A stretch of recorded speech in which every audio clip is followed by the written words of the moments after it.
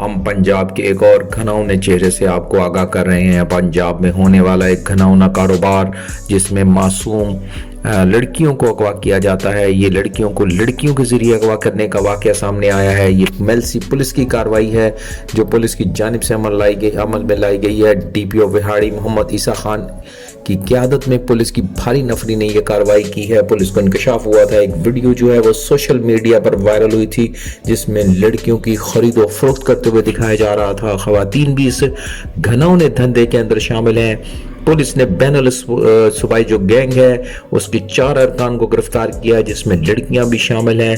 Police की जानिब से मजीद कार्रवाई जो है वो की जा रही है। आप ये साइट पर वीडियो देख सकते हैं जिसमें जो अगवाकार हैं, जो ये धंधा करते हैं, कारोबार करते हैं, उन लोगों को दिखाया गया है और वो लोग यहाँ पर धंधा करते हुए नजर आ रहे हैं। और इसमें खवातीन को भी देखा जा सकता है जो इस वक्त इनके अड्डे के ऊपर मौजूद हैं। यहाँ पर जो अगवा करके और बहला फैसला कर मजबूर और बेसहारा लाचार लड़कियां लाई जाती थी, उनको पंजाब के दूसरे इलाकों में भारी कीमत पर बेचा जाता था और इन खवातीन से कबा खाने का काम भी लिया जाता था।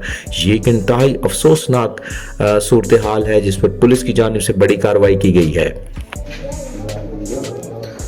और साढ़े वास्ते खसूसी प्यार करया कर मैं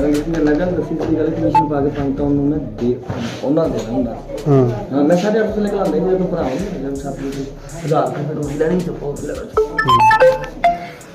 वही की कहना है।